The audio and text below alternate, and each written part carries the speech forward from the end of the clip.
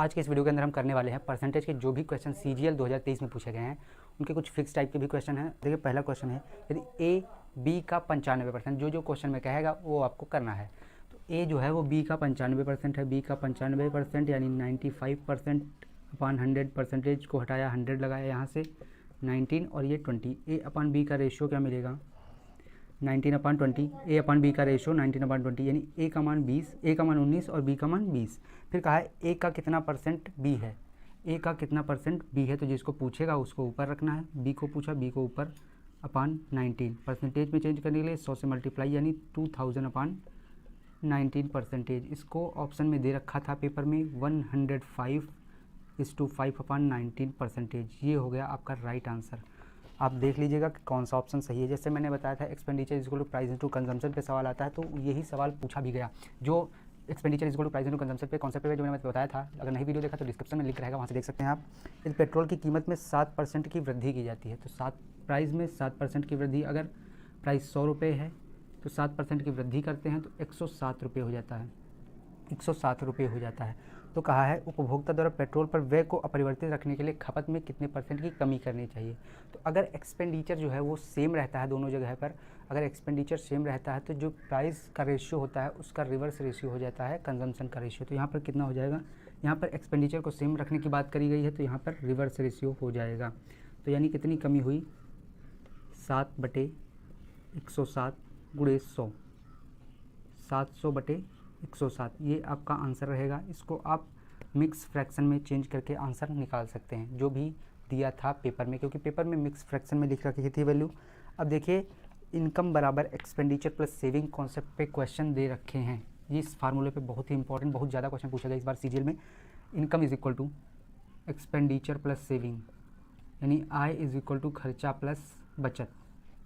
तो ये इसमें पहला क्वेश्चन है, यदि एक व्यक्ति की मासिक आय 12,000 रुपये है तो सीधे लिखेंगे 12,000 रुपये है, ठीक है। फिर उसका व्यय जो है 8,000 रुपये है, व्यय यानी एक्सपेंडिचर 8,000 रुपये है, तो उसकी बचत कितनी होगी, बचत इसमें दे नहीं रखी, बचत कितनी होगी, अगर 12,000 टोटल है 8,000 खर्चा करता है तो बचत होगी 4,000 की।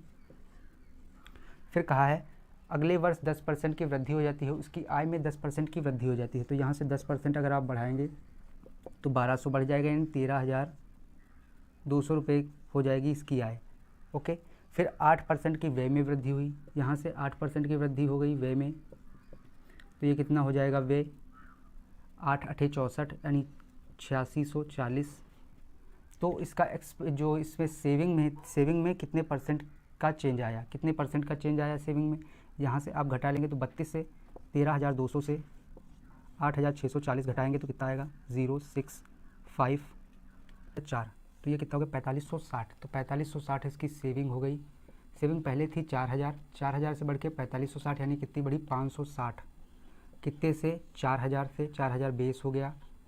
फिर परसेंटेज में चेंज करने के लिए 100 से मल्टीप्लाई, फाइनल आंसर मिलेगा 14% की वृद्धि हुई सेविंग में।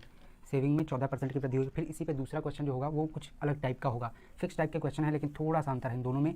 इसी फार्मूले पे होगा, income is equal to expenditure plus saving पे, income is equal to expenditure plus saving पे भी ये क्वेश्चन होगा। कहा है कि वैदिक की मासिक आय और व्यय के बीच अनुपात 8:5 है। आय और व्यय के बीच, आय और व्यय के बीच अनुपात कितना है 8:5 का, और उसकी आय में 20% की वृद्धि होती है, तो इसका 20% निकालोगे तो थोड़ा सा डिफिकल्ट बनेगा। तो इसके लिए अगर मैंने बताया कि अगर जो रेशियो दे रेशियो में किसी भी संख्या से मल्टीप्लाई करते हैं तो कोई इफेक्ट नहीं पड़ता, तो हम 0 यानी 10 से मल्टीप्लाई कर लेंगे तो 80 और 50 बन जाएगा, ठीक है। फिर आय में 20% की वृद्धि की गई है तो 20% इसका निकालोगे कितना आएगा 16 आएगा। 20% की वृद्धि करने पर 16 ये पहुँच जाएगा 96 पे, ओके। फिर व्यय में 30% की वृद्धि कर दी गई, 50 का 30% निकालोगे 15 आएगा, 5 या 15 आएगा तो ये 65 हो जाएगा। और जब सेविंग में चेंज निकालना है तो सेविंग यहाँ से निकलेगी कैसे, इनकम से एक्सपेंडिचर घटाएंगे तो सेविंग मिलेगी, तो यहाँ से 80 से 50 घटाएंगे तो सेविंग कितनी मिल जाएगी 30, और इससे घटाएंगे तो कितनी मिलेगी, यहाँ से ये रेशियो में है, यहाँ से 96 से 65 घटाएंगे 31, यानी कितनी सेविंग बढ़ी 30 से 31 हुई, यानी एक बढ़ी, कितने से बढ़ी 30 से, बेस 30 हो गया। परसेंटेज में चेंज करने के लिए 100 से मल्टीप्लाई यानी 10/3%।